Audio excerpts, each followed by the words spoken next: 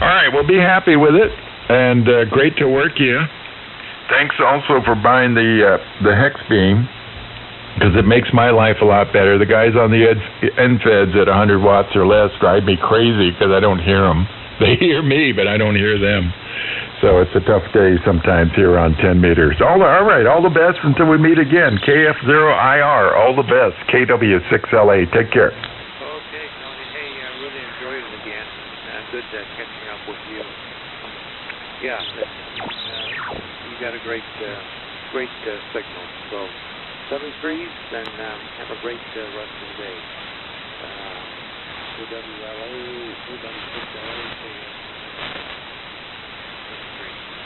Okay, Wally, thank you for the kind words, by the way, and let's talk again soon.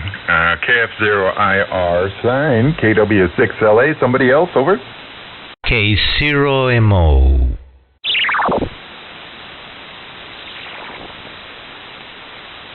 Okay, there's a zero station. I'm going to pull the zero. The other standby. The zero station, go ahead. Yes, good afternoon. This is Manny, K0MO, over.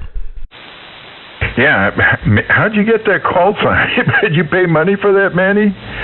Well, good. Boy, you sound great. Boy, you sound like an FM broadcast station. What are you using, one of those software-defined radios or something? My name is Tony.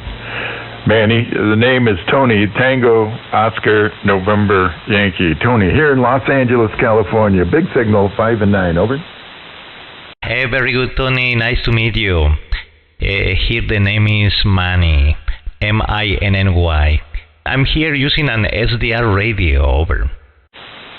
Yeah, it sounds like it. Is it an Anon or something else, over?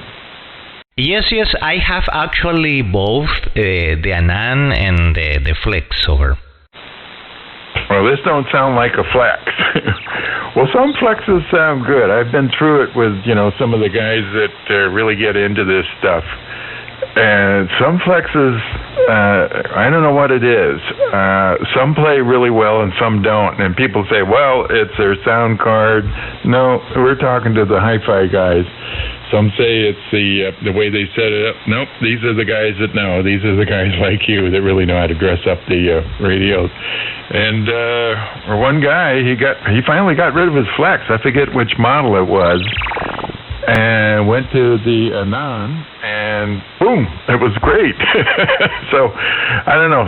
So something with the production on the Flexes. No two seem to be the same. There's a handful of guys I run with that have had problems with the Flex, and then the other half, they're like you. It's insanity. They just sound great. So that's the Flex story. But you sound great. They're very popular radios, a lot of bandwidth. Sounds like you're, probably out to about 3.5K or something. Because I'm listening at about 4 kilohertz and it's full. Over? Yes, I know. I actually can do this if you like. I'm right now in 4K. I'm going to go to 3K and then 2.7 and then back to 4K. And I can also do this, cut the low end, and then I can just expand it back, over. Well, you know what I like to listen to. Yeah, I don't like that. The DX people love to sound bad.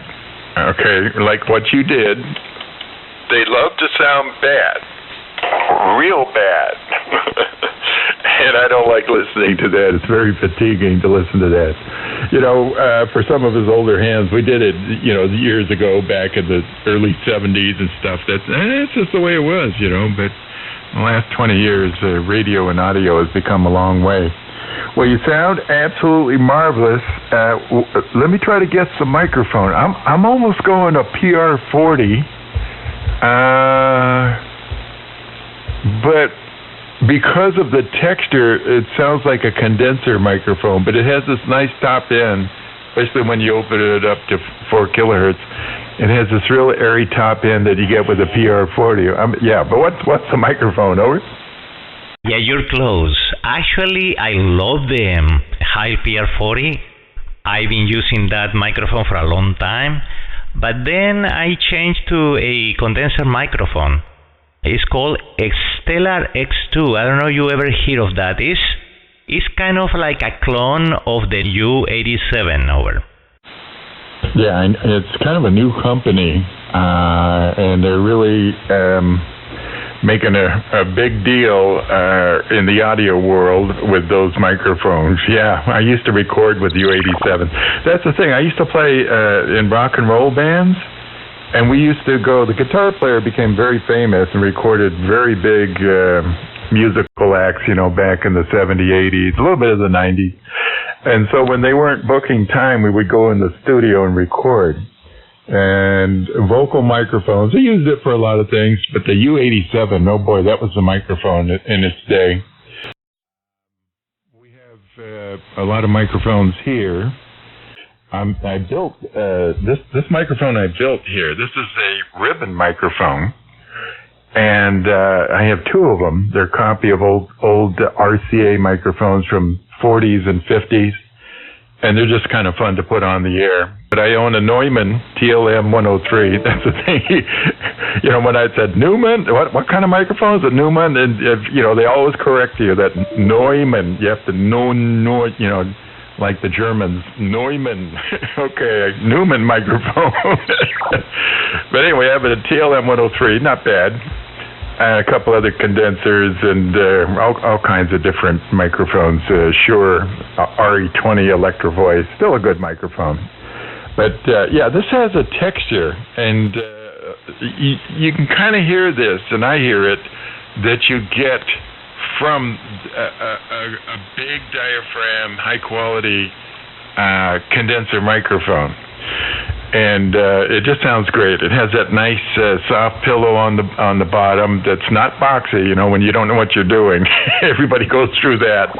You got to scoop out to 160 and something around 80 to give it that sound. And it's just wonderful to listen to. It's like some people drive around their car and they listen to the news broadcasters or a talk radio station, something like that. And they have this great voice. And, but let's see, if I called in, I wonder what they would sound like. Well, over the phone, they don't sound the same, but over the air, they sound really good and bigger than life. So I'm like talking to one of those stations right now. You just sound that good. KW6LA, over. KW6LA, K0MO. Yeah, man, I'm delighted just by listening to your description. It's so accurate and so fun to listen to. You describe it everything as it is. How important it is to really choose a good microphone, especially for your voice, right? Like that sounds good with your voice. It's not easy. So that's the thing, you need to start with a good microphone that reproduces all the nuances of the sound of your voice without changing, so it's like has that mellow tone, like true to the original, right? Like Neumann, right? Like that's the way they say it. Yes, it's a big diaphragm condenser microphone, so yes, has its advantages, and it sounds really nice. But also there's a touch of some processing also that I apply in here, like broadcasting audio processor, but inside the computer over. Yeah, KW6LA. Well, I hear it, and it's well set up. I mean, it's very well set up. Well, let me ask you this, and I'm probably wrong, but I'm going to throw it out anyway. It sounds like you're also using split band compression on all that digital interface. Are you using a single band compressor or multi-band, over? Yeah, a combination of both. Yeah, well, I hear it. People, when I used to run a 3-band split band compressor by Triple C, or no, it was by TC Electronics, they would say, well, what does that do? And I come up with the analogy that when you have a 3-way speaker, you have to have a crossover to separate the frequencies, the woofer, the bass, the mid-range speaker, and the tweeter. and it's called a crossover. Well, the split band compressor is like a crossover in your speaker, only it's done in your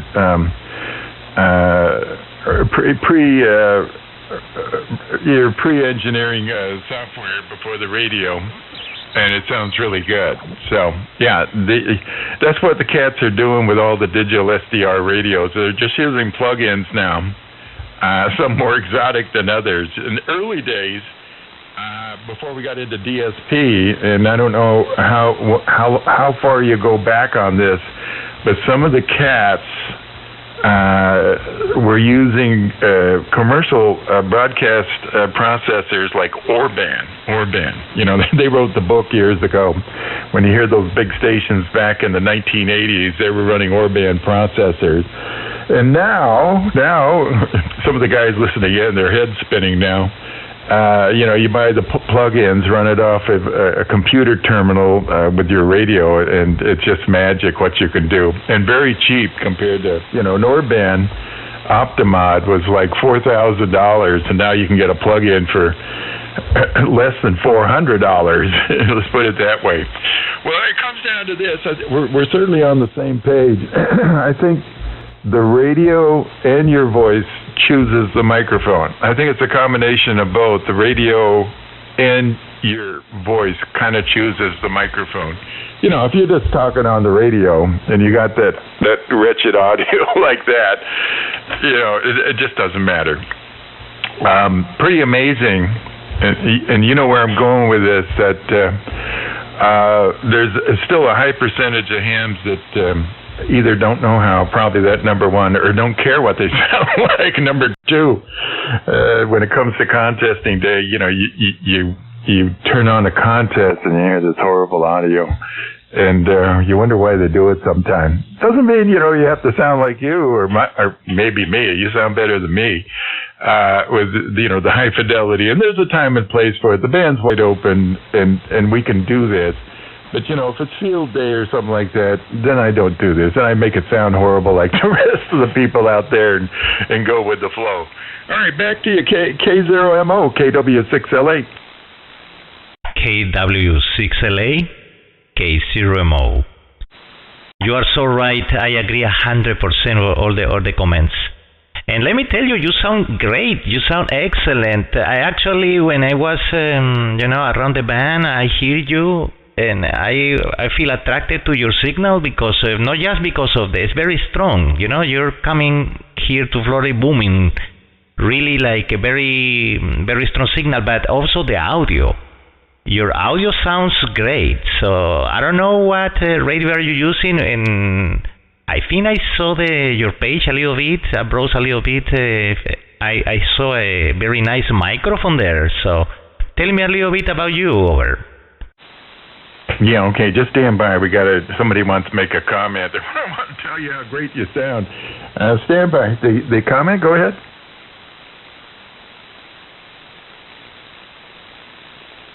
Yeah, he took off. Okay, all right. Yeah, when you start talking about this, somebody wants to say something. Good, bad, and indifferent. Let me give you a quick rundown. It's not as exotic as what you got going there. This is an old Kenwood TS-870. 870 Kenwood. I think you said you looked me up on QRZ, and you, in the upper right corner, you can see the microphones that I built. People go, well, what do you mean you built it? Did you buy the parts? No. I'm a retired machinist, musician, and I painstakingly built the thing piece by piece from photographs. And I just replaced. I mean, you really put a smile on my face, and thank you for the kind words on the audio report. I had a AKG condenser element in it 2 weeks ago, maybe 3 now. And I decided, well, normally, you know, it's vintage 1950, and they had ribbon elements in it. So this is a ribbon microphone. I restored it completely to a ribbon. And these are some of the microphones. Now, I do have the real one, the 77DX, the pill-shaped microphone that you see in the photo. I have the real one. I got it for a pretty good price. Those suckers are worth about $2,500 on eBay if you look them up. I only paid about $12 for mine. Didn't know if it was going to work. Took a real chance, but it worked out just great. Now the rundown of what I'm running through here. I'm running through a DBX 376 single channel mic strip, which I don't use. I don't use too much on the mic strip. A little EQ. It's got 3 bands of EQ. Then I go through a 1/3 octave EQ by Behringer, cheap stuff, and then a ART optical compressor. Give it a little bit more density and control kind of the overshots on your ALC. A little bit of processing with a Behringer 2024P virtualizer. It gives it a little bit of verb in there, just a little bit of expansion in the audio. Give it that effect like it's like you're doing. It's a little bit bigger than what it is. Some people will drive by and go, "You're 10 kcs wide." No, we're not. It just sounds like it. It's processing. And then I just go in the front door of the radio. Now, you're up to speed on this. A lot of guys do the capacitor mod and feed it into the back of the radio. I did that, and there was no bark. I don't know why, but it sounded like that, when you hear the FM not done right, it's like too silky and no bark in it. And then you go to AM and it has bark in the audio. It has that kind of gritty sound, the tube sound. And so I went back to just feeding it in the front end of the radio. Of course, it goes through a Jensen transformer to bring it down to microphone level from line level from the rack gear. So, not like you guys. I'm basically an analog man. Everything is pretty much analog between the radio and the processing, and then the homemade microphone. So that's the station here, KW6LA, over. KW6LA, K0MO. Congratulations on your station. While you described your station, I was looking at your pictures. And let me tell you, first of all, the microphone is the one that Frank Sinatra used before my cat. That's amazing. It's legendary microphone. Sounds pretty neat. And also the rack equipment that you have, very nice. And I love analog also. I used to do analog before. And I still do, and I think analog will always sound great, Even with all the technology advancement nowadays with digital and all that, still analog has its place, in audio. And if you know how to do it, how to adjust configure your sound, you'll sound like $1 million, like you do. So it's excellent. Yeah, I can recognize all the gear that you mentioned, the DBX and all that. This is sounding great. And what I'm trying to do here is actually something close to that, to emulate the analog equipment, the analog sound through digital, which is not easy, Some people say that digital sounds cold, and analog sounds warm. You know what I mean, over? Yeah, I absolutely know what you mean. Well, you've established that, I have pretty good ears. What's left of them. I played in rock and roll bands, so I've lost a lot of my hearing, and I'm an aging ham like the rest of them, so it's not what it used to be. But I still can kind of, if you turn up the volume and stuff, I hear things, like the Flex radio. Here's a quick story with digital. On the way to work, I used to listen to a news broadcaster here in Los Angeles, and of course they had plenty of money, probably running Orban on AM. And one day, I turn on the radio to listen to the news, and if you were sitting next to me, I went, "Oh, they changed to a Flex," and I laughed to myself because they went to a digital processor, and I could hear it. Wasn't bad. It was just that I call it digital dither. Where if you look at anything that's video and it has dither in it, it's just not as clear. It's got a little bit of a fuzzy edge on it. And that's what happens with some of the digital audio. It just has a little bit of a fuzz on it that you can hear. That's what I'm talking about with the flex radios. So right away, when they went to digital, the old Orban processors got old. They probably were running it for 30 years or something like that. And the station engineer goes, well, you know what, we're going to go over here and get this digital processor. Get with the times. And boy, could I hear it. KW6LA, over. Yes, KW6LA, K0MO. You're totally right about that. I think flex radio uses compression. I mean the 6000 series, the one that uses the Smart SDR, because the old one, the 3000, the 5000 series, which uses Power SDR, that I think didn't use compression. They didn't compress the audio. That's probably the reason, over.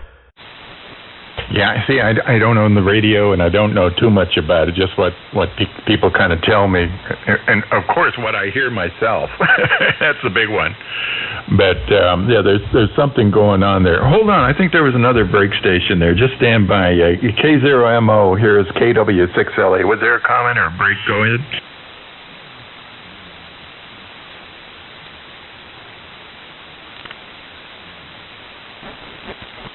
Okay, right away, it sounds pretty darn good, but right away, hold on, Manny, you guys are skipping over each other. I hear this massive attack and release on your compressor. You got a compressor running, over? Is it in the radio, the compressor? Okay, well, one is nothing on a 7300. Probably the gain is a little bit high. Can you turn down the gain, mic gain, over?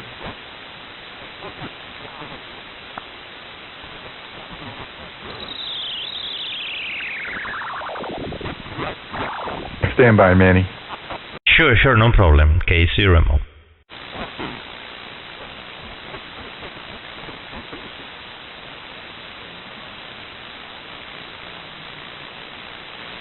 Yeah, it's probably the compressor. I mean, it's just when you set the attack and release, it's like and, I'm just doing this. that was good.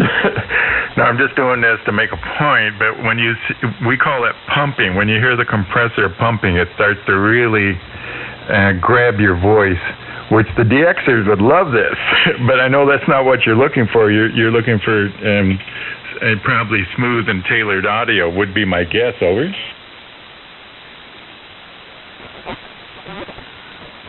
Yeah, well, there you go. You're correct on everything. Yeah, you just got to tame the compressor. If you can listen to yourself in the monitor, not easy.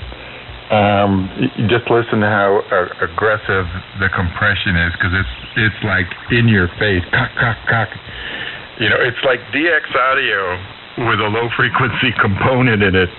Everything is fine. You got good fidelity in there. It's just I can hear the compressor is just it's way working hard right now. So you just want to slow that thing down. I don't know if you have attack and release on your parameters. Well, let me just ask you, do you have attack and release on the parameters on that compressor, over?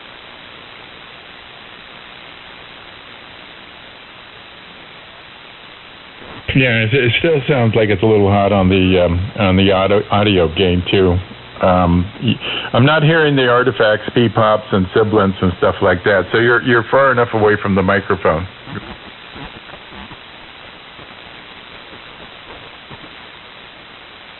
Yeah, there you go. Listen on the monitor or second receiver or something, and yeah. Well, thank you for your. Some guys just come out of the box, and it's like, no, I got to get back to my QSO here. I have my friend here just in waiting. So thank you. Yeah, go ahead. We'll pick it up another time. KW6LA, K0MO. Take a transmission, over. Okay, the station you were talking to, I have no copy at all of him. Okay, by the way, we were talking about the flex compression. Yes, I noticed that. You know that I recently ordered a Flex 6400 Series 6000 just to try it, because for a long time I wanted to try that radio, comparing that one with the Anand. And especially also what attracts me to the Flex radios are the remote, because they are built from the ground up for remote operation, with smart links and multi-flex and all that. So that's the main purpose. But by the way, because I love audio same as you, so I have been testing, and comparing the two radios, and I notice it's not the same. It's not the same, and I notice some artifacts when I transmit and I hear myself through the Flex, which I don't hear here with the Anand. It's like I know they encode with a lossy 420 kilobytes per second or something like that, which is pretty high. It should be like very good quality, but I still notice like something there, like it's not totally transparent. It's because it's lossy, of course. But I don't like it compared to the Anand, so that's what I found about the Flex over. Yeah, KW6LA. Well, I used to run with the guys in early ESSB. You probably know some of the guys. I'm not going to go into all the call signs, but you probably know some of these guys. They're still around. It started on 14178 on 20-meter band, probably 25 years ago, when we, what was that guy using? What kind of microphone? That's what the first question people will ask you. What microphone are you using, Manny? And then you have to kind of break it down slowly. But they love the Anands, and very few of them now run the Flexes for the same reasons you described. As far as describing, you're a very smart fellow. Describe yourself a little bit. I mean, you have so much knowledge in this stuff. What is your background? Audio, your profession, over? Yes, I'm an audio engineer and also electronic engineer, dealing with audio for a long time in computers also, over. Oh, well, I didn't miss that. I'm like, I'm not talking to somebody that just got into amateur radio. You know a lot about this stuff. Yeah, like I told you, I used to record in these big studios in Hollywood. Since you're a sound guy, Neve, Soundboard, Harris, some of the names of the soundboards. These were the biggest studios. They were, all the pop tunes in the 70s, 80s were coming out of these studios. They were analog at the time, 2-inch tape, Ampex. Great studios to record in. Tons of microphones. The one studio, Kendon, was the first one that did direct-to-disc. I'm going back on you, but we used to do lacquers. We had a lathe, and we would cut what we call a lacquer to make records. And they were trying to get more fidelity. This will probably make you smile, by going direct to the lathe and not putting it on tape. And so Kendon was such a big studio, they could have string sections in isolation, the drum in isolation, and everybody else, and then a director for the breaks, between song to song, to track nothing on the record. And so that's the kind of studios we were messing around in there. Over? Oh, no, I cannot relate that back, far back. Yeah, but it sounds incredibly interesting, how technology has advanced, to these days. I can tell that the records made in for example, in the 70s, you can actually hear the mastering, it sounds beautiful, really nice mastering. You can tell the quality of the equipment there at that time. And then you compare with nowadays, which is of course more technology, and it could sound pretty well, but it sounds compressed, a lot of compression, especially today, the records, a lot of compression and mastering, and the quality could be very good, but at the same time it's like, I don't know, it's different. that analog sound from those studios from that time, and what as you describe, they trying to elevate the sound quality, to not use tape and use that instead. And yeah, it's amazing. Well, that's exactly what I hear. I hear the same thing. Obviously, you got younger ears, and probably more precise than mine are now. But yeah, that's what I hear when you hear something that was engineered at one of these top studios. And the trick, because we used to, when we would record, we would sometimes make a lacquer, which is the beginning of a vinyl record, and it looks like a record. We had to be real careful with the compression and the gain, and after we would maybe even cut the first lacquer, maybe put one song on the lacquer, we would put it under the microscope. This is analog, and you know where I'm going. I mean, you're younger, but you're just looking like at a CD under a microscope. You see the grooves in the record that expand and get thinner, and that's the amplitude of the analog signal.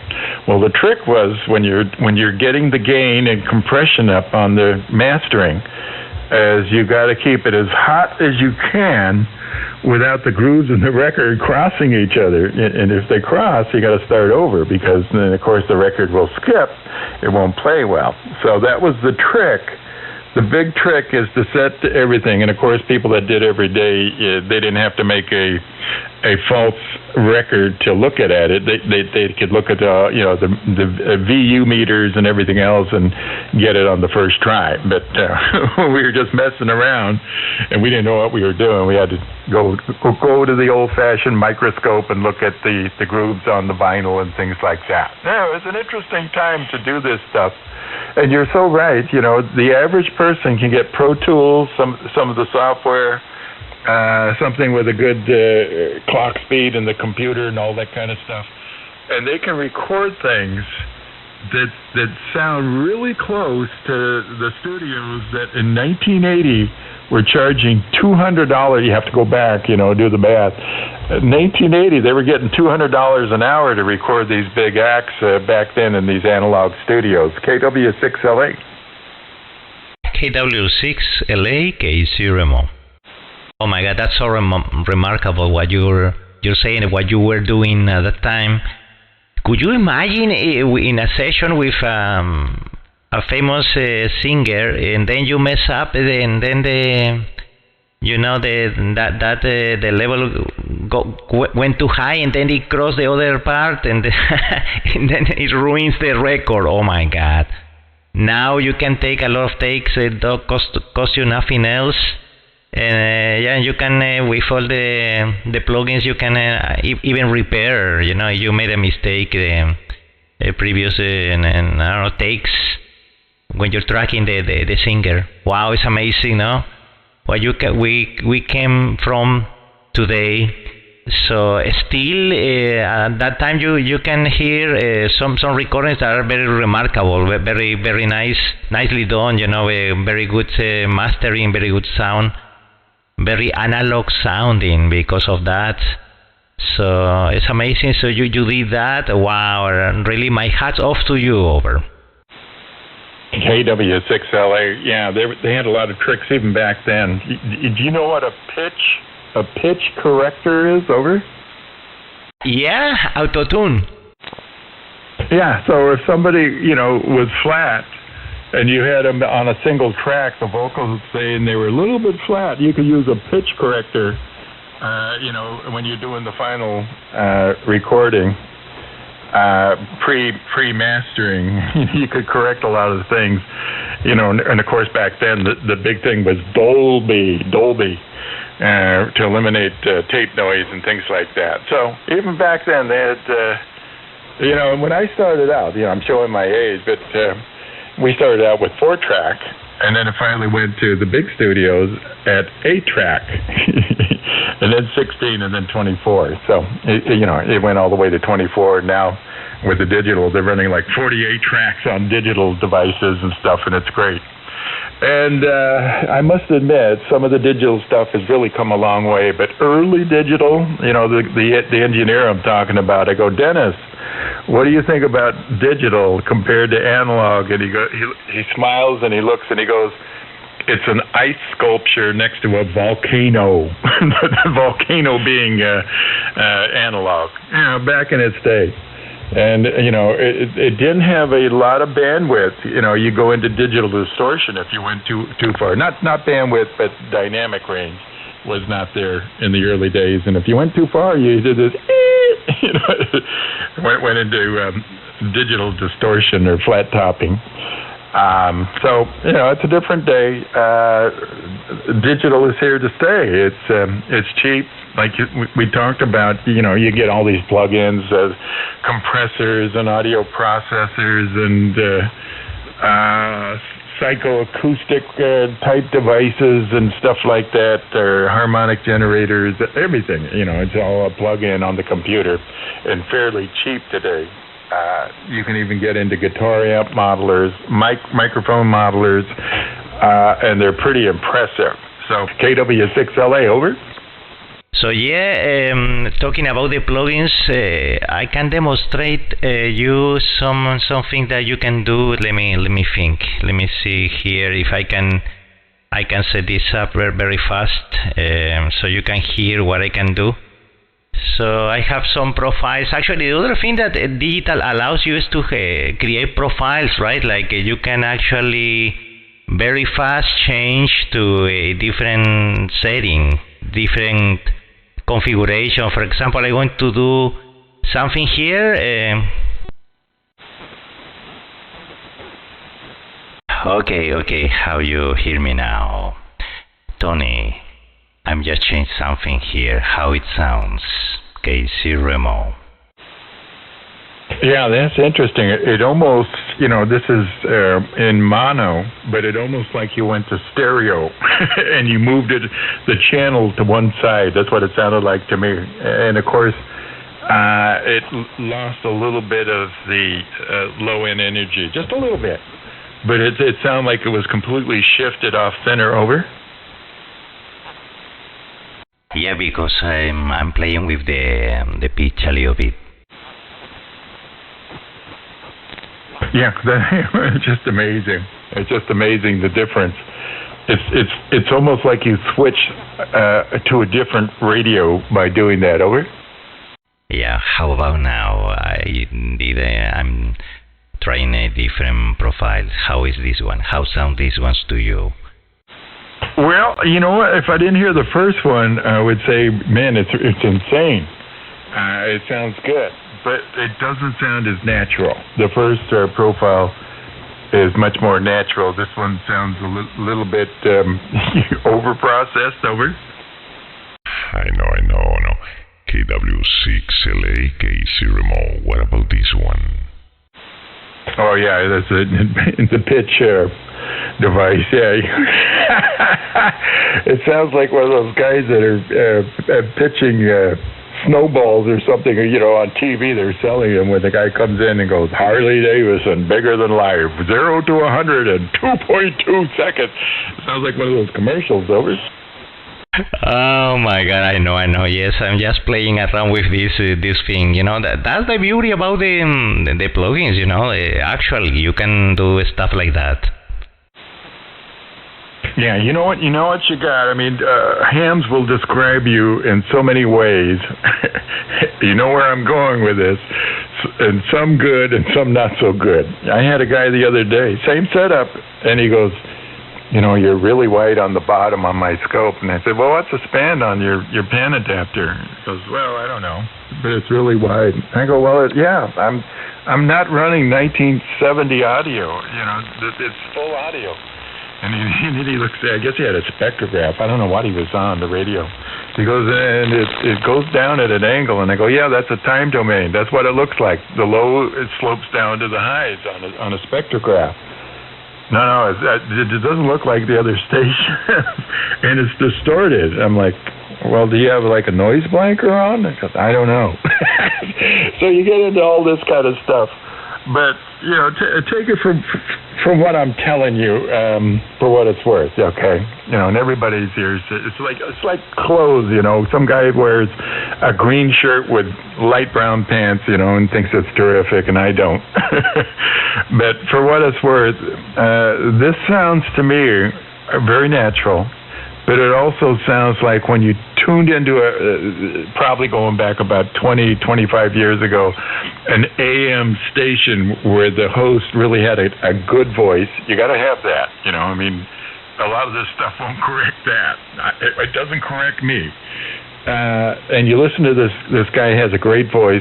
He's announcer, voiceover type guy, and then it's processed really well.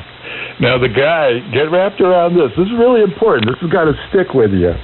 That Dennis, who did the mix down on the movie Footloose, recorded Joe Walsh of the Eagles, Fleetwood Mac, Pat Benatar. I don't know if these names mean anything to you. But anyway, these were big acts, okay? He recorded all this stuff. He said to me, especially with movies, he says when the sound is really, really good, and you don't know why it sounds good, you are there. And so I kind of live by that, because as soon as you go out of, it sounds good, but I don't know why, and you put the artifacts in, you put the artifacts in like that, then you pass what he's talking about. So there you go. That's from one of the big dog engineers, KW6LA. KW6LA, K0MO. That's exactly right, Anthony. I really appreciate all the knowledge you share, and all the stories you're telling me. Really, really nice hearing all that from you. Has been through all that, and have really the opportunity to have these famous people, give you all that knowledge, commenting all that to you. Wow, it's amazing. Yes, it's a sound, it's a kind of like an emotion, right? Like it's kind of like when somebody sounds good and he has the right voice and the right microphone and with good processing.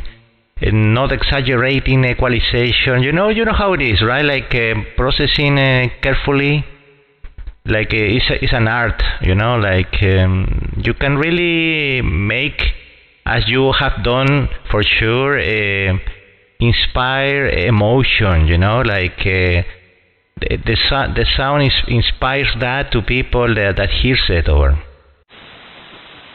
Well, that's exactly right. I got to go in and listen to a lot of stuff before it was released to the public, and one of them was Chuck Mangione, the trumpet or flugelhorn player.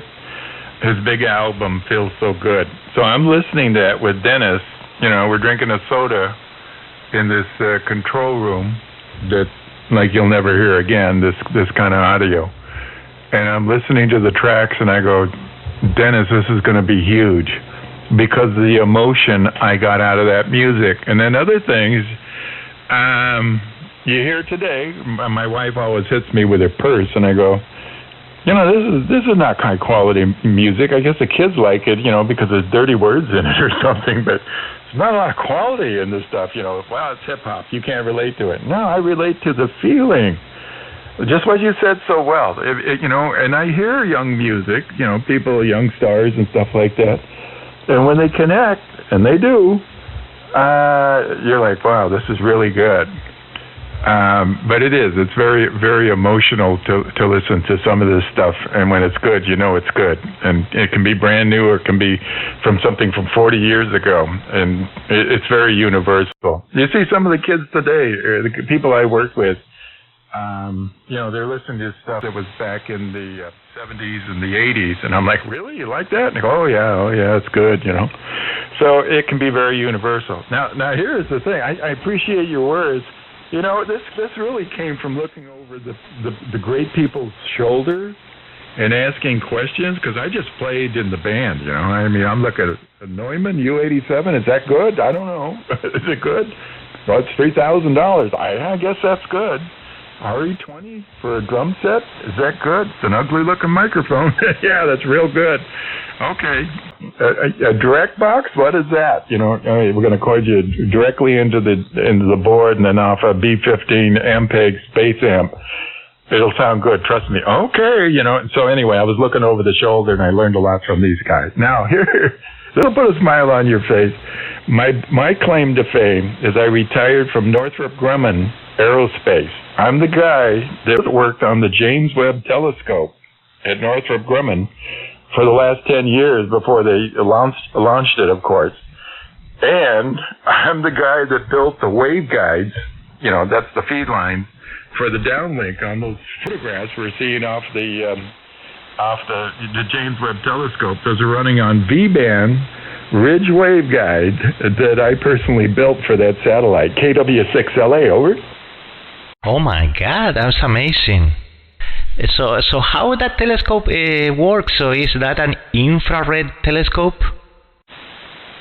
Well, it's a space-based telescope out in a neutral orbit called the Lagrange range, where it kind of just sits there, and then it has little engines where they can maneuver it around as needed. Quite a bit of fuel. They didn't burn as much fuel as they thought they were going to need, and that's kind of an inside thing, so it's going to be around for a long time.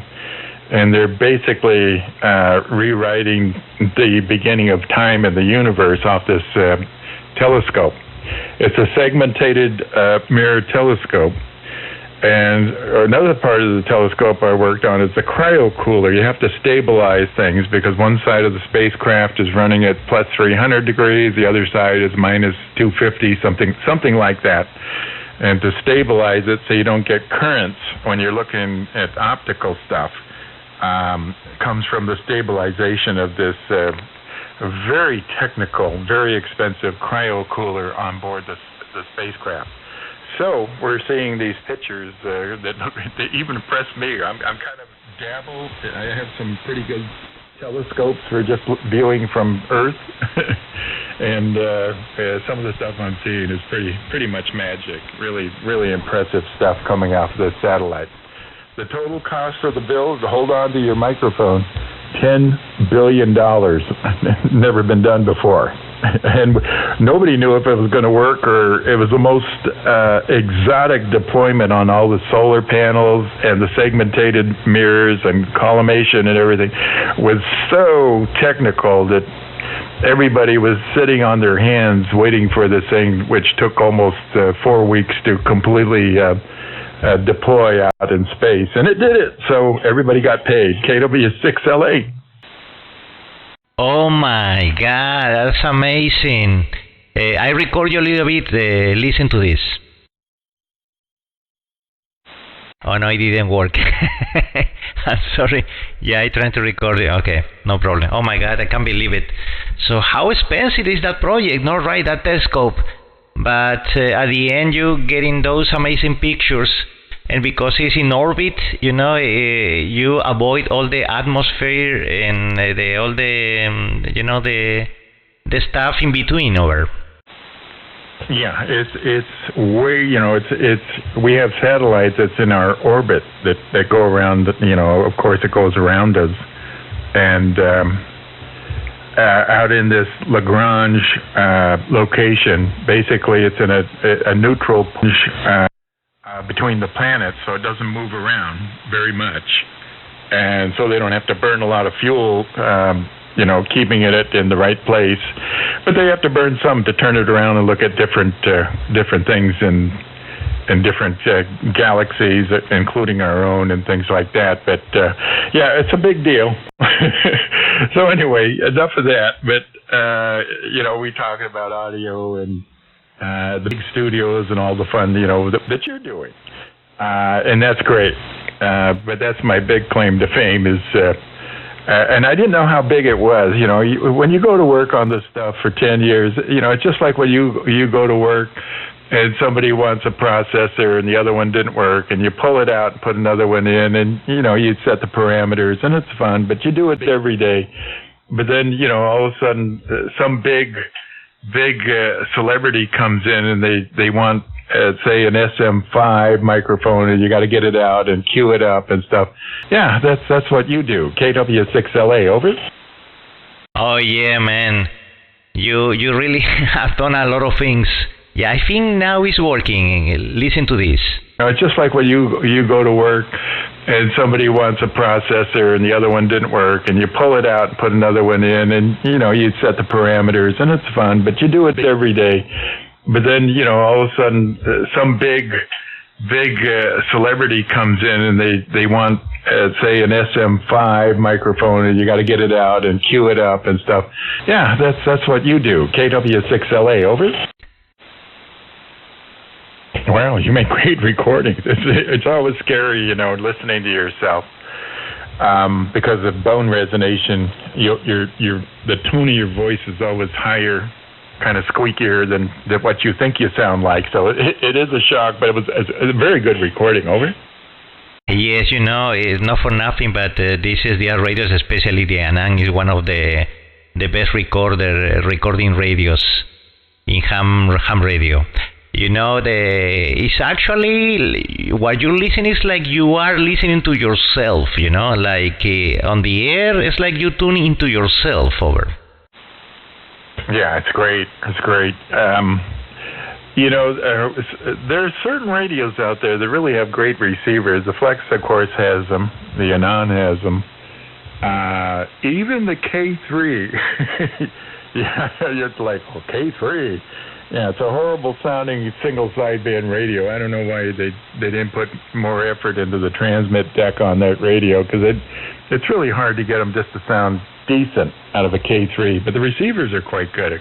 A guy did a clip on me on a K3 and sent it to me over the computer, an MP3 file. And I'm like, whoa, that's me? Wow.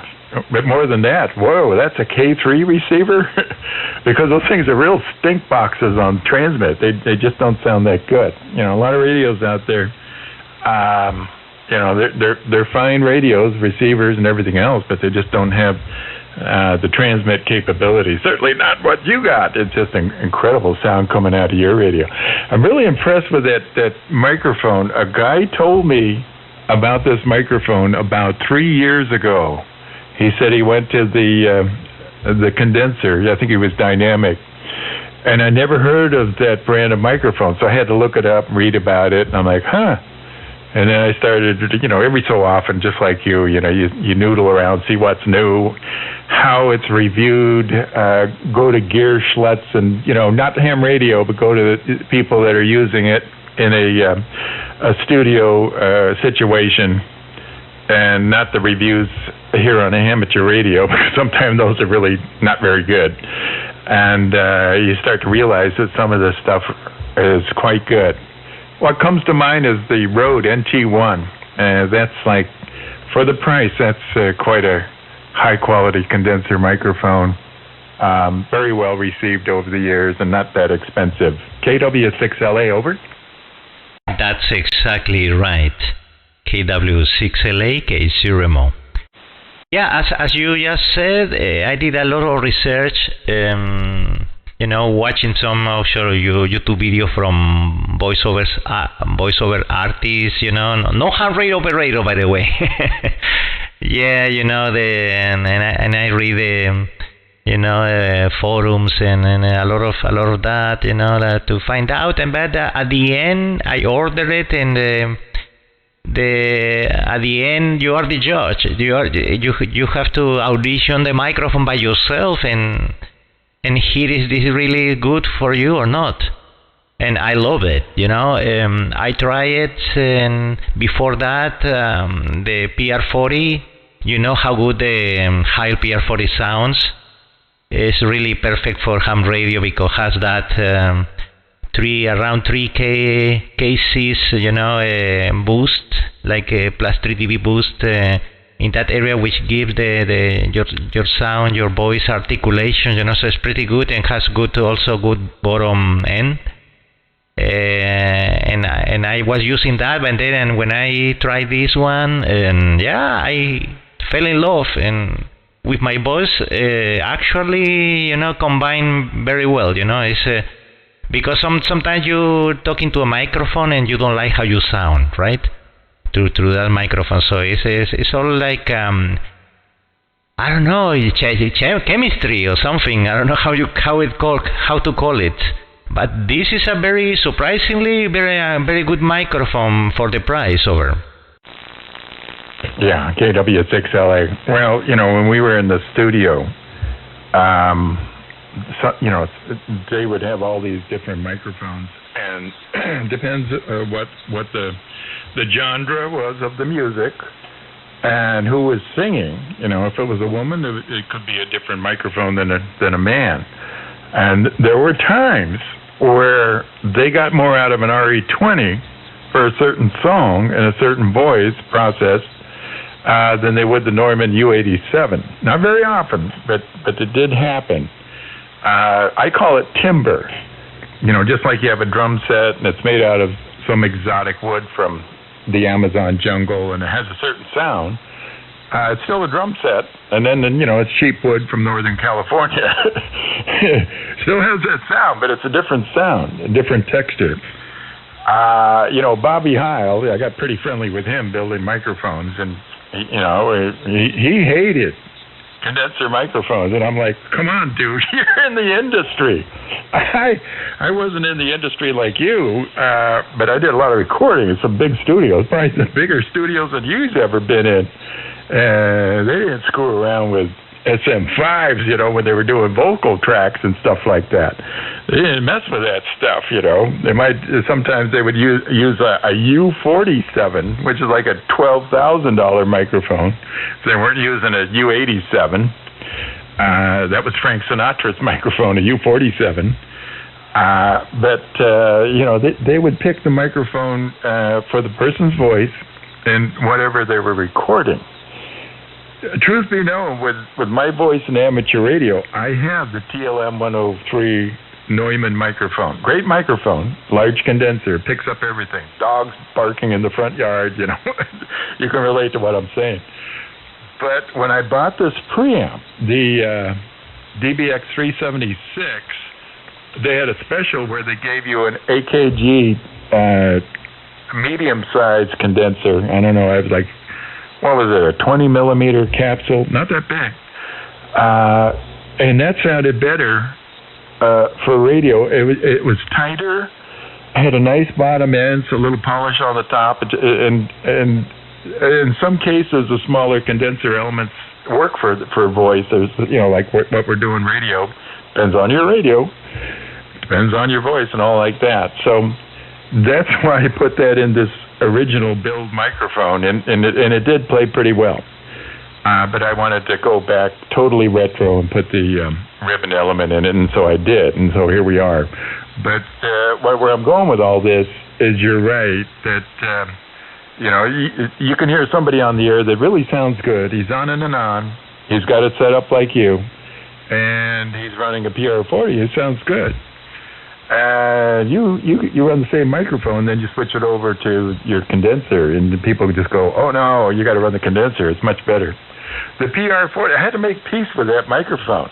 It suffered from peapots because people don't know how to address a microphone. There's a lot of that even today. I have to get the 7300 guys to back off the microphones. They get a little happy with the microphones. So once they got that, or a pop filter or something, everything was good. And it has that bright top end, not like the RE20. The RE20 has the, as you know, variable D technology. It's like a built-in compressor. You can move all over the place, get right up on the microphone. It's really hard to get them to distort, pop, everything else. And that's why they use them in all the radio stations for people that don't know how to use microphones. But it doesn't have that top end like the PR40. PR40 just has that shine on the top end that really works. So I had to make peace, like PR40, that's $250 microphone compared to an RE20 or 27. Yeah, you just got to know how to hit it right. The proximity is real tight on the PR40, which you know too. And the other thing I like about the condenser microphones, just like this ribbon, is you can pull off the microphone, so your lunch doesn't end up in the head basket. You're probably about 6 inches off your microphone over. No, I actually am talking very close to the microphone. Actually, what I like to do with this condenser microphone is to lower the mic gain, so as low as possible, so I can eliminate the background noise as much as possible. Probably, I don't know, minus 30 dB, minus something like that. I'm using in the minus 24 dBs gain in the preamp. So it's pretty low for the condenser. So that way I eliminate the background noise. So for to be able to do that, I tend not to talk too far away from the microphone, But it's also important, as you said, the technique, how you talk into the microphone. I don't talk directly into it. I talk like sideways, kind of like being careful not to pop the microphone, because as you know, these microphones are very sensitive to popping. Even if I'm using a pop filter, the same with the PR40. I kind of like trying to, I just talk to the microphone like softly, no screaming, not to like directly into the microphone. So it's kind of like you're trying to do it like carefully, and then also because I'm wearing headphones right now, so I can actually monitor my voice. So while I'm transmitting, so I have this radio and everything with very low latency. I'm using ASIO drivers, so the latency is about probably round trip of 5 milliseconds, something like that. Very low, so it doesn't bother me. So the thing is, because I'm actually listening what I'm saying in real time, I'm able to modulate, at least pay attention to the way I'm talking over. Yeah, K0MO. Well, one thing you have to be careful with the condenser microphone, and I know this not from me, but with Dennis, the guy that recorded every day of the week.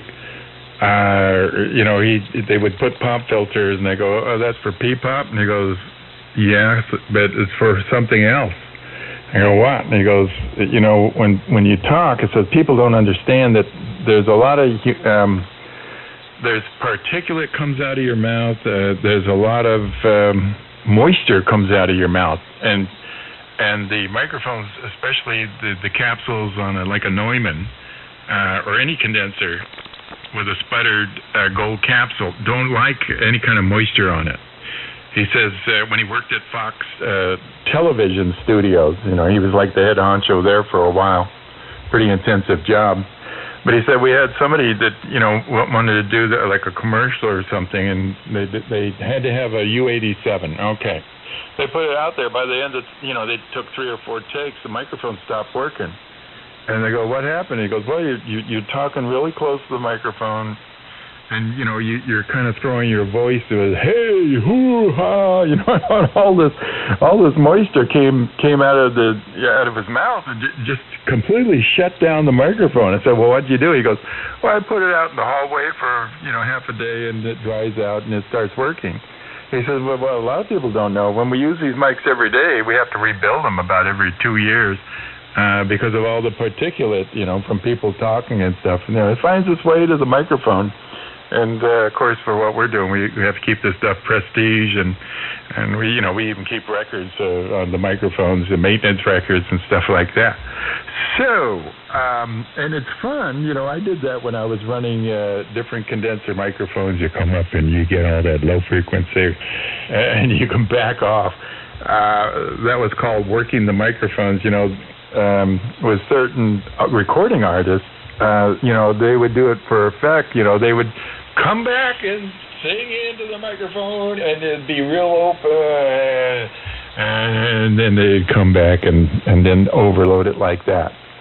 So there was a guy, David Bowie, did a very famous song called Fame, where he would do that. He would come back here and hey, hey, hey, hey, hey, hey, hey, hey. And he was just working the microphone. Over. Oh, that's interesting.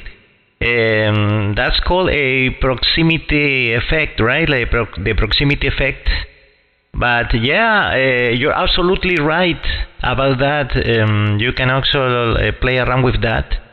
And yeah, it's not like I'm talking too close to the microphone. I'm probably about 3 inches. But I'm using actually two screens, 2 popping, screens, if you like to call it like that. One is the wind screen. It's the one that you like, the foam that you put over the microphone. And on top of that, I'm using another one, kind of transparent sounding, like half moon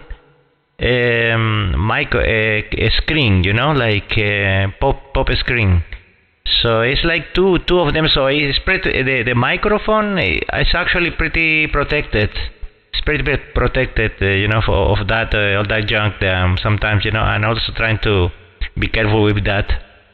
But yeah, it's absolutely true what you're saying, about that. I can just go far away, talking a little bit like far away. I don't know, you notice the proximity effect. And I'm practically here like 8 inches far away. And then I come in close with the proximity effect. What do you think? Yeah, you got it. Yeah, and the professionals would really use that. Whether they were doing the voiceovers or just singing, on a song, they would move around on the microphone. I watched some of the guys. I had the rare pleasure of seeing some really big acts that, they would be in isolation, in a glass booth with the microphone, with the pop filter and all that stuff, and I would watch them. And of course, they're kind of moving to the music, but then all of a sudden they're coming off the sides, and then they're coming close, and all that kind of stuff. And especially the voiceover guys, get up here, Harley Davidson.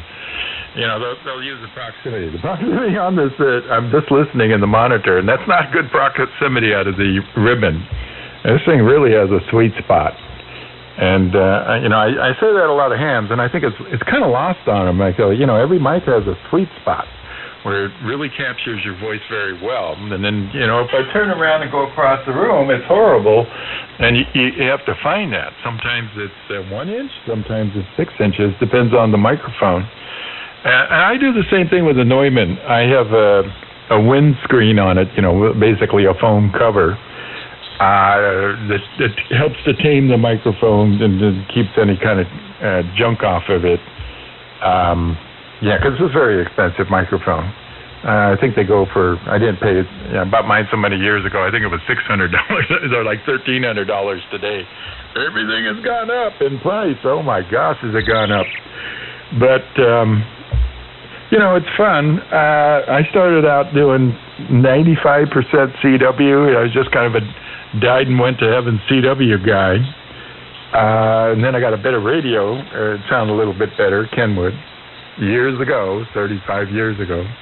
And that's kind of where it started.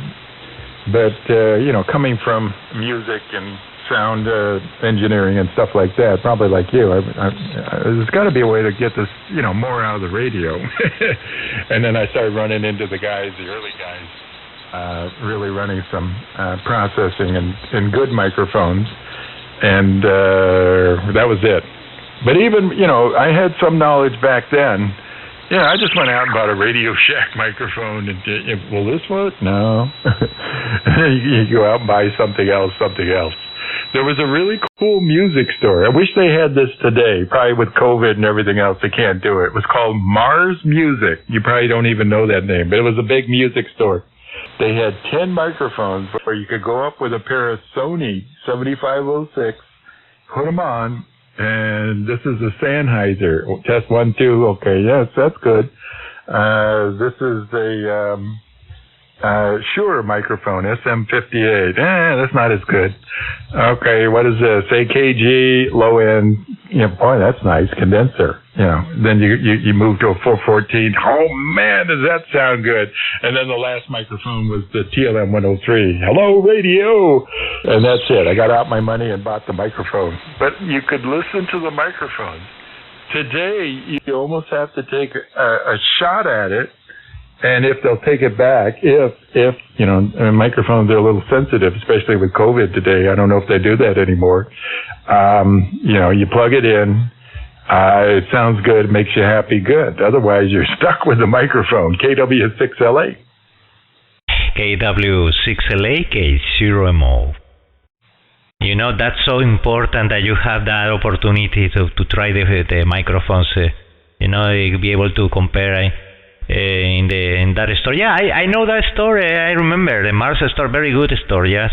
Yeah, it's important, you know, it's important to compare and actually, you know, like do that in person, you know, because you can read and watch all the videos that you like, research a lot, but until you hear the microphone in person and audition different microphones, you won't really know which one sounds good, and especially with your voice, right? Because you can hear. You can watch YouTube videos with other people's voices, which could sound good, and the voice, maybe they don't match your voice. There's a different kind of voice. Maybe you can find a video of somebody like has a voice similar like yours, and then you say, okay, will probably that microphone sounds good with him. Will sound good with me also. But you know, until you actually have the chance, as you did, right, like you try different microphones with your voice, you personally, there's no other way to really know. Unless you order from Amazon, which has a very good return policy, and then you try, maybe order several, and then try all of them, like a shootout, right? And kind of I did that also, sometimes I did that. When there's no availability of doing that in a local store, you probably need to do that, but you actually have to do it to be able to decide and to see and to listen, to hear if that microphone really sounds good with your voice, if you really like how you sound with that microphone. KW6LA, and that's exactly right.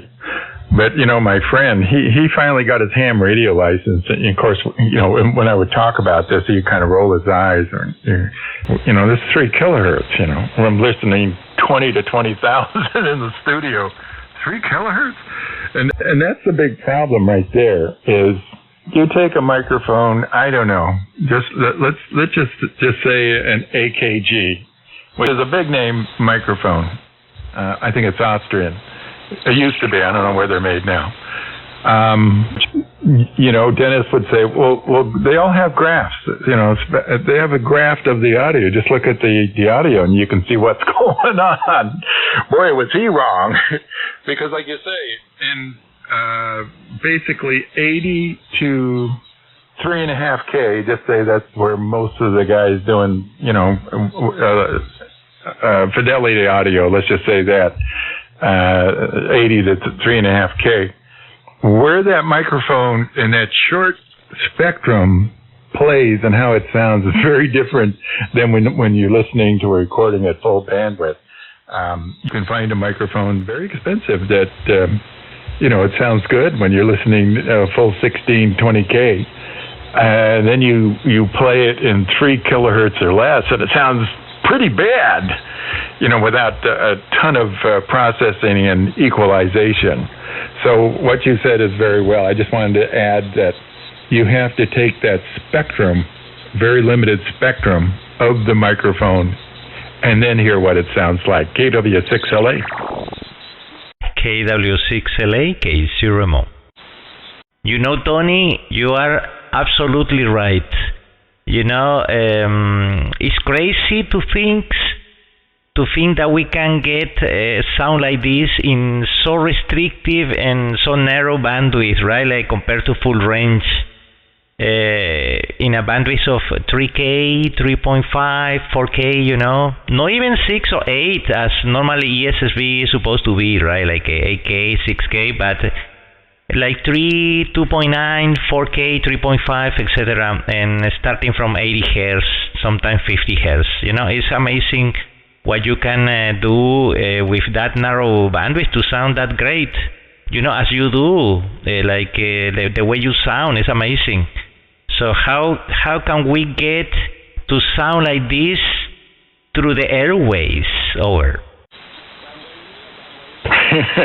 Well, I can tell you, the short one is a lot of painstaking days and nights trying to figure it out, and then at some point leaving it alone. That's the hard part. I'm going to give you a short story. It'll put a smile on your face. Somebody rang my doorbell, and he says, "I hate to bother you, but I'm a ham radio operator. I'm K0MO 71182. Okay." He says, "I just wanted to say hello. I saw your antenna and stuff." I said, "Well, come on. I got the radio on. Come see the station." "Oh, that'd be great."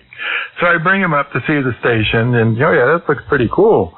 And I said, "I'm talking to a 9 station right now. Do you know the guy?" And I said his call sign. I can't even remember his call sign. But, he was like you. He had all the equipment, microphones and everything. He sounded terrific. And he goes, "Yeah, I do know the guy." And I said, "Well, why don't you talk to him?" So I pull off my headphones on the 870, which is ruler flat out to 6 kilohertz. And he's listening to the other station in 9LAN on a KRK ST6 near field monitor. I'm not messing around on the speaker here. It's got a nice big speaker, and if I unplug the headphones, the whole room fills up with sound. It's just wonderful. And the guy, he was salty. It was an extra class ham. He'd been a ham for 40 years and all that kind of stuff. He goes, "God, that guy sounds really good on AM. What's he doing on AM?" And I go, "He's not. He's on single sideband." And the guy's like, "What?" So there's 2 components. First there's a guy that sets up the radio like you do. But if you're not capturing, I would say, just throwing out a number, I would say 60 to 70% of hams will not capture what you're doing because they got their receiver all messed up, passband tuning, IF shift, filters. I hate filters, but they like them, they'll filter down to 2 kilohertz. So no matter what you do, or listening to you on a 2.5-inch speaker in a metal cabinet in the radio, you know where I'm going with this. That's as good as you sound right there. You're not going to sound any better than that on those radios. The passband tuning, the little speaker in the radio, that's as good as you sound. And then the other guys that has it opened up in a good speaker, headphones and stuff like that. Just like the fella that came into the ham shack. "What's he doing on AM? Boy, he sounds really good." KW6LA. KW6LA, K0MO.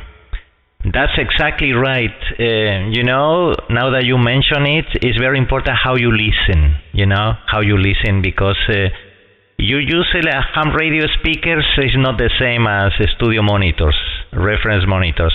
Actually, that's what I'm using here. I'm using a pair of Yamaha's HS7 with a subwoofer. So could you imagine actually listening to the radio in a flat bandwidth receive, and it's like a different experience. If you happen to listen to somebody that really sounds good, as you do, it's really a pleasure. It's really a pleasure to listen to. And if you know how to mitigate the noise, the QRM, and get a good signal to noise ratio, and especially here on 10 meters, because here these bands, higher bands, are perfect for this because they are very quiet. So that's one of the things I love, this band, like 10 meters and 15 meters, it's amazing for that. When the conditions happen, like right now, it's like the signal, dominates. It's like you cannot hear the noise. It's like the signal and the audio. If the audio is good, it is amazing. It's very good. Over. Yeah, you're a little bit beyond me with the Yamaha speakers. I would say 70, and there's probably people listening, and they probably don't have a smile on their face. 70% just listening on the speakers in the radio. or possibly, they're not too bad. The gaming headsets and stuff, they've gotten a lot better, but some of them are still pretty bad. Like a cheap pair of headphones, or much worse is the little tiny speaker in the metal cabinet in the radio, just sonically horrible. And then they're real proud. I just bought a 2 kilohertz sideband filter before.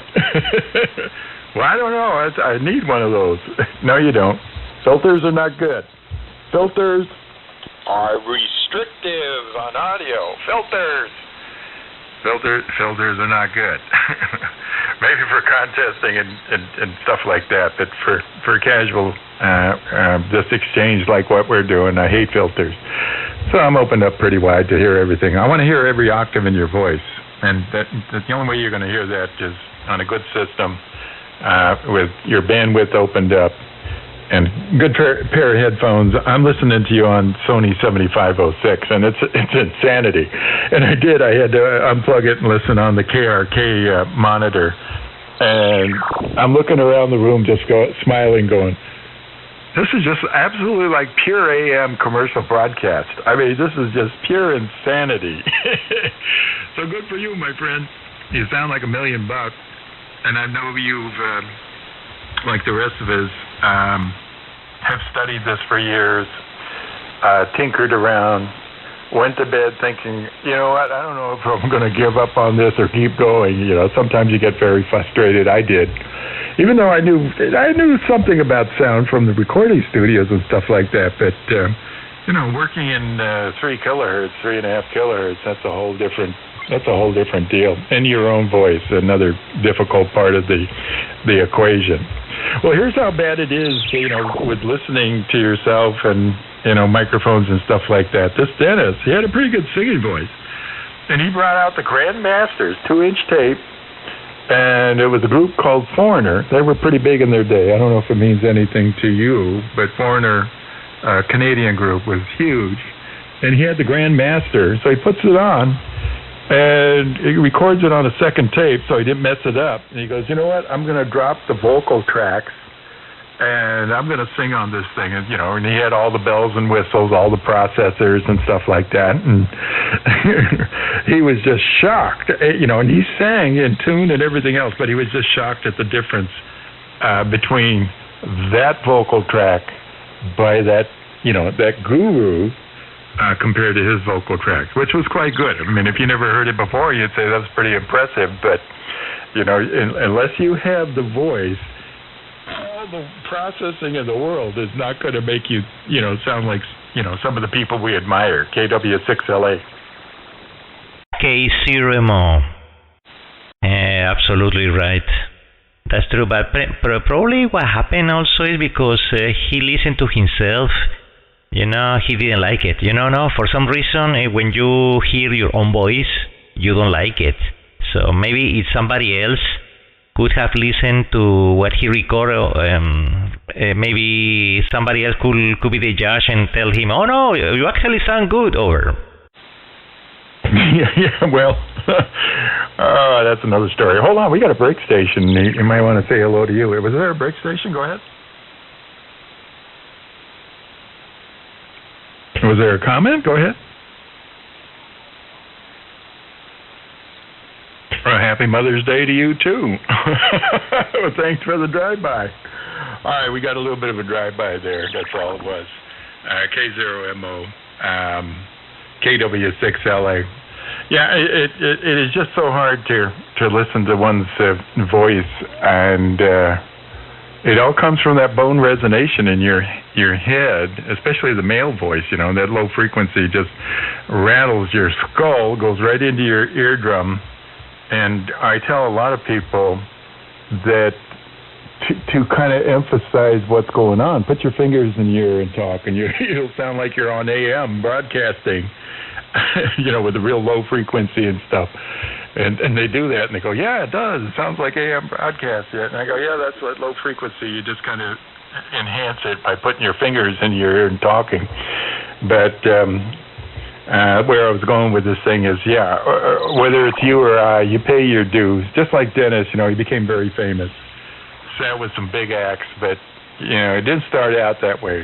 We would record on quarter-inch tape with horrible microphones, and the recordings were just absolutely horrible, and they got a little better, a little better, a little better, and then, finally down the road, so many decades later, here he is.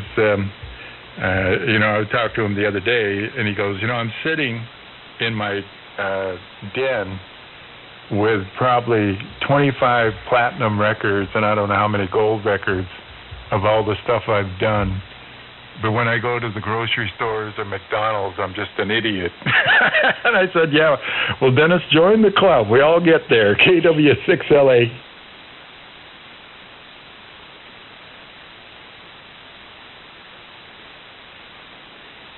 Tony, I'm going to have to sign off because I have something to do here. I have received a phone call here, so it's really nice to meet you and talk to you this afternoon. I really enjoy the QSO. Very, very nice QSO. So I'll be looking forward to meet you again on the air. Over. Well, I certainly hope so. Boy, this was a really great exchange, and after we passed the microphone 2 or 3 times, I go, I'm not talking to somebody that's just messing around with ham radio, so I had to find out who you were. Yeah, obviously. Well, hey, I wish you the best of luck with your career. And I think there is spin-off technology to what you do. I really do. Kind of was for me building the satellites. There's spin-off because our waveguides didn't always work, our RF devices, and I could kind of talk to them about this stuff. It was very important. So again, I wish you very good luck with your career. I certainly hope we can work again, and I'm telling you, boy, just to sit back with these Sony headphones and listen to your audio is just precious. It's a little difficult, to be honest, when you work the guys, running about 2.2 and stuff like that. It gets a little fatiguing. It's a little hard to carry on like this. I know you got to go. 7-3s, and let's meet again. KW6LA. Yeah, for sure, Tony. KW6LA, K0MO. Yes, we meet again for sure. Yeah, I'm pretty active here on 10 because the band's in such good shape. So, yeah, just listen around. I'll listen for you, and hopefully we'll meet again. We'll continue. KW6LA, 7-3. Very good, Tony. Take care. KW6LA, K0MO, 73, my friend. All the best, my friend. Just wonderful.